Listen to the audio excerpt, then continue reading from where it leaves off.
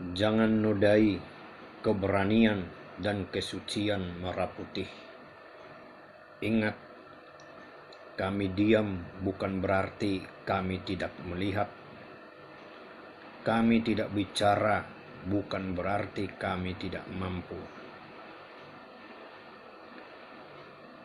Jika kita belajar dari bagian sejarah, khususnya masa penjajahan, maka kita akan melihat adanya segelintir orang yang tidak mau berjuang namun lebih memilih berkhianat kepada perjuangan itu sendiri, hanya untuk mencoba menyelamatkan diri dan keluarganya dan untuk mencari keuntungan pribadi dan menikmati hidupnya di balik penderitaan orang lain. Para pengkhianat itu mau menjadi mata-mata musuh dan tega menghancurkan perjuangan dari dalam, bagaikan musuh dalam selimut, hanya karena kenikmatan pribadi sesaat. Sungguh, tindakan seorang pengkhianat adalah tindakan yang tidak terpuji dan yang tidak menghormati nilai-nilai luhur perjuangan, yaitu untuk meraih kemerdekaan dan tegaknya merah putih. Sama halnya dengan korupsi. Menurut saya, korupsi itu merupakan bagian dari pengkhianatan zaman sekarang atau zaman modern ini, di mana di saat kita sedang berjuang untuk mencapai cita-cita luhur kemerdekaan, yaitu untuk mencapai masyarakat yang adil dan makmur, dan cita-cita lainnya seperti yang tercantum di Undang-Undang Dasar 45 dan Pancasila. Para koruptor itu tega mencuri uang rakyat hanya untuk mementingkan kepentingan pribadi, kepentingan keluarga, dan kepentingan kelompoknya. Mereka tega menodai nilai-nilai luhur perjuangan mencapai kemerdekaan yang sesungguhnya hanya untuk kenikmatan sesaat. Seperti halnya para pengkhianat yang mau menjadi mata-mata musuh di zaman penjajahan, demikianlah para pengkhianat yang mau korupsi di zaman sekarang ini. Coba bayangkan apa yang terjadi jika para pengkhianat di zaman penjajahan tidak ada. Maka saya yakin cerita perjuangan akan berbeda. Demikian juga zaman sekarang ini. Pernahkah saudara-saudari membayangkan apa yang bisa diperbuat dan yang bisa dicapai bangsa kita sekiranya tindakan korupsi tidak ada? Maka berhentilah menjadi bagian dari pengkhianat demi tujuan perjuangan kita.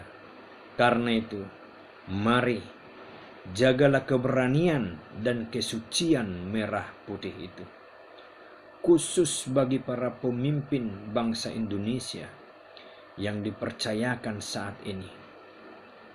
Dimanapun tingkat kepemimpinan saudara-saudari, mulai dari kepala negara sampai kepala desa, bahkan kepala dusun, termasuk para menteri, anggota dewan, gubernur, wali kota, bupati, camat, lurah, dan pejabat lainnya, dari Sabang sampai Merauke. Ini juga pernyataan yang sering saya perkatakan di saat menjadi anggota utusan kumpulan wong cilik, saat berhadapan dengan para pejabat baik di depan gedung dewan dan saat berjumpa dengan beberapa anggota dewan sekitar tahun 1999 yang lalu di salah satu ibu kota provinsi.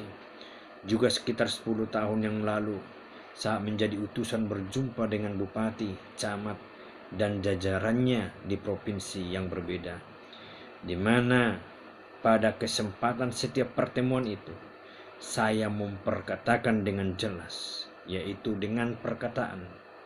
Dengarkanlah, bersyukurlah bapak-bapak, ibu-ibu, saudara-saudari yang mendapatkan kesempatan untuk posisi kepemimpinan saudara-saudari, bapak-bapak, ibu-ibu saat ini. Ketahuilah, di saat saudara-saudari, bapak-bapak, ibu-ibu turun atau tidak menjabat lagi dengan alasan apapun, maka ribuan bahkan jutaan rakyat antri menggantikan posisi Anda dan memiliki kemampuan yang tidak kalah dibandingkan dengan kemampuan yang bapak-bapak, ibu-ibu, saudara-saudari miliki. Orang-orang yang bekerja rendahan bukanlah orang-orang yang tidak punya sekolah. Hanya saja kami tidak punya kesempatan seperti yang saudara-saudari, bapak-bapak, ibu-ibu miliki. Bagi saya pribadi, orang-orang yang bekerja rendahan adalah orang-orang yang berjiwa besar. Saya salut dan bangga kepada mereka, karena demi sesuap nasi dan demi mempertahankan hidup, mereka berjiwa besar, melakukan pekerjaan-pekerjaan itu tanpa mengeluh dan tidak mau merusakkan diri. Karena itu, menjadi pemimpin dan pejabat jangan pernah sombong.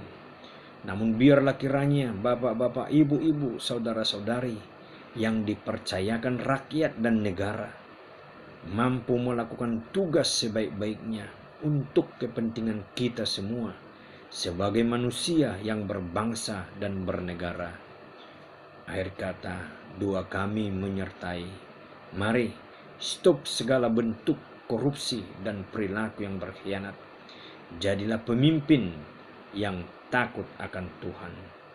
Jayalah negeriku. Salam dan peluk kasihku buat saudara-saudari dimanapun saudara-saudari, khususnya di belahan Nusantara ini.